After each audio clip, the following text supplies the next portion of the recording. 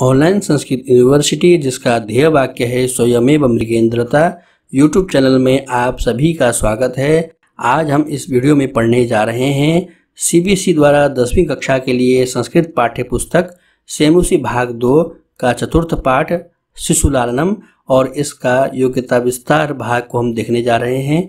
आइए शुरू करते हैं। नाट्य प्रसंग। यहाँ जो नाट्य प्रसंग है अर्थात इस पाठ का नाम है शिशुलालनम और यह नाटक है जो कुंदमाला के लेखक दिंगनाग ने कुंदमाला के 5वें अंक में लिखा है, जिसको यहाँ पर संपादन करके लिया गया है। इसके बारे में हम पढ़ते हैं। नाट्य प्रसंग। कुंदमाला के लेखक दिंगनाग ने प्रस्तुत नाटक में राम कथा के करुण अवसाद भरे उत्तरार्ध की नाटकीय संभावनाओं को मौलिकता से साकार किया है। इसी कथानक पर प्रसिद्ध नाटककार भवभूति का उत्तर रामचरित भी आश्रित है। इसी कथानक पर प्रसिद्ध नाटककार हैं भवभूति, उनका उत्तर रामचरित भी एक प्रसिद्ध नाटक रचना है। कुंदमाला के 6 अंकों का दृश्य विधान वाल्मीकि तपोवन के परिसर में ही केंद्रित है। कुंदमाला जो पुस्तक है, नाटक है, जिसके लेखक दिंगनाग है, इन्होंने जो 6 अंक लिखे हैं वे सभी के सभी अंकों में वाल्मीकि के तपोवन का ही दृश्य वहाँ पर है। प्रस्तुत नाटकांश जो शिशुलालनम पाठ में लिया गया है, यह 5वें अंक से संपादित कर संकलित किया गया है। लव और कुश से मिलने पर राम के हृदय में उनसे आलिंगन की लालसा होती है। उनके स्पर्श सुख से अभिभूत हो राम उन्हें अपने सिंहासन पर अपनी गोद में बिठाकर लाड करते हैं, प्यार करते हैं। इसी भाव की पुष्टि में नाटक में यह श्लोक उद्धृत है, जिसको हमने पढ़ा। यहाँ भी दोबारा से हम पढ़ते हैं। भवति शिशुजनो वयोनुरोधाद गुणमहतामपि लालनीय एव व्रजति हिमकरोपि बालभावाद पशुपति मस्तक केतक छदत्वम। जैसे बाल भाव के कारण, शिशु भाव के कारण भगवान भोलेनाथ, भगवान शिव ने अपने मस्तक के ऊपर चंद्रमा को स्थान दिया है। इसी प्रकार से जितने भी बड़े व्यक्ति क्यों ना हो, बड़े लोग क्यों ना हो, जब उनके समक्ष कोई छोटा बच्चा आ जाता है तो वे उनको लाल प्यार करते रहते हैं।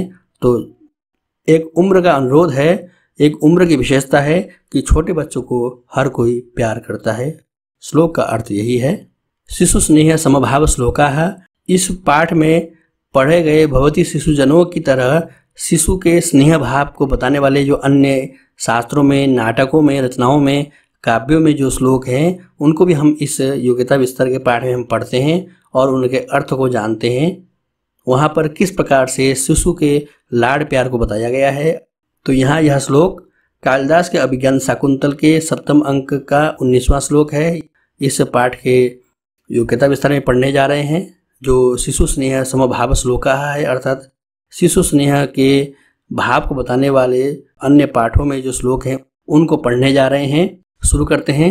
अनेन कस्यापि कुलांकुरेण स्पृष्टस्य गात्रेषु सुखम ममैवं काम निर्वृत्तिम चेतसि तस्य कुर्याद यस्यायमंकात् कृतिनः प्ररूढ़ः। इसका अर्थ हम देखते हैं। बालक के स्पर्श से आनंदाभिभूत होकर राजा सोचता है कि जबकि मैं इसके गात्र स्पर्श से इतना अधिक आनंद प्राप्त कर रहा हूँ, जबकि मैं यह भी नहीं जानता कि यह किस वंश का बालक है, तब वस्तुतः जिस भाग्यवान का यह औरस बालक होगा उसके तो चित्त में यह न जाने कितना आनंद नहीं उत्पन्न करता होगा। दूसरा श्लोक हम पढ़ते हैं। अंतःकरण तत्वस्य दंपत्योः स्नेह संश्रयाद आनंद ग्रंथिरेको यमपत्यमिति पठ्यते। महाकवि भवभूति के द्वारा रचित उत्तर रामचरितम के 3 अंक का 17वां श्लोक है। इसका हम अन्वय करते हैं। दंपत्योः अंतःकरण तत्वस्य स्नेह संश्रयाद अयमेकः आनंद ग्रंथि अपत्यमिति पठ्यते। जिसका अर्थ है पति और पत्नी के हृदय तत्वों में परस्पर प्रेम संबंध होने से संतान एक आनंद की ग्रंथि कही जाती है। इसका अर्थ है, भाव यह है कि माता पिता दोनों के स्नेह एक ही स्थल पर आश्रय ग्रहण करता है। संतान एक ऐसी वस्तु है जिसे माता पिता दोनों ही समान रूप से प्रेम करते हैं। अतः संतान पुत्र पति पत्नी के हृदय सूत्रों को जोड़ने वाली एक अनूठी आनंद ग्रंथि होती है।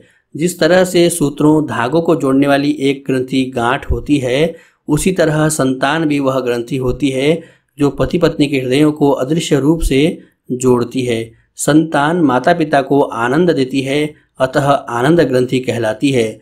गांठ पड़ जाने पर कष्टदायी भी हो सकती है, किंतु संतान ऐसी गांठ है जो कष्ट नहीं सुख देती है, आनंद देती है। यह पद भवभूति के सुंदरतम पदों में से एक है। पद में परिणाम अलंकार है। तीसरा श्लोक है, धूलि धूसर तनवः क्रीड़ा राज्ये स्वके च रममाणाः कृतमुखवाद्य विकाराः क्रीडन्ति सुनिर्भरम बालाः। यह अज्ञात कवि के द्वारा रचित श्लोक है, जिसका हिंदी में अर्थ है, धूल से धूसरित शरीर वाले, अपने क्रीड़ा राज्य में रमण करने वाले, मुख को वाद्य विकार करने वाले विश्वास पूर्वक बालक खेल रहे हैं। चतुर्थ श्लोक को हम देखते हैं, अनियत रुदित स्मित विराजत कतिपय कोमल दंत कुडमलाग्रम बदन कमलकम शिशोः स्मरामि स्खलद समंजस मंजु जल्पितम ते। यह भी रचना किसी अज्ञात कवि की है। इसको हम स्पष्ट रूप से समझते हैं। शिशोः बदन कमलम मुखाम्बुजम स्मरामि। शिशु के मुख रूपी कमल का स्मरण करता हूँ। कैसा मुख कमल? तो कहते हैं, अनियत रुदित स्मित विराजत कतिपय कोमल दंत कुडमलाग्रम। इसका क्या अर्थ है तो हम देखते हैं। इसमें ये व्याकरण की प्रक्रिया है। अर्थों को समझने के लिए इसको भी हम देखते हैं। रुदितम च स्मितम चेति रुदित स्मिते न नियते अनियते अनियते च रुदित स्मिते इति अनियत रुदित स्मिते दंताः एव कुडमलाः दंत कुडमलाः कतिपये च कोमलाः च दंत कुडमलाः कतिपय कोमल दंत कुडमलाः ते अग्रे यस्य तत् कतिपय कोमल दंत कुडमलाग्रम बदन कमलम स्खलत च असमंजसम च स्खलदसमंजसम तस्मात् मंजुलम जल्पितम यस्य तत् बदन कमलम।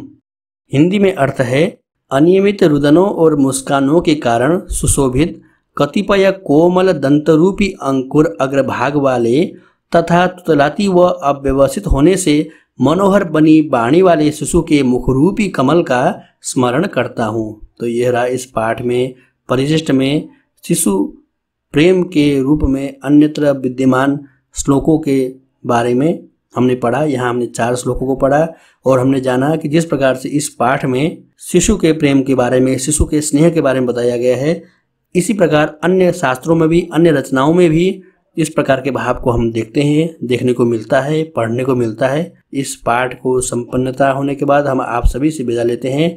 अब हम मिलते हैं 5म पाठ में। तब तक के लिए विदा लेते हैं। धन्यवाद, नमस्कार।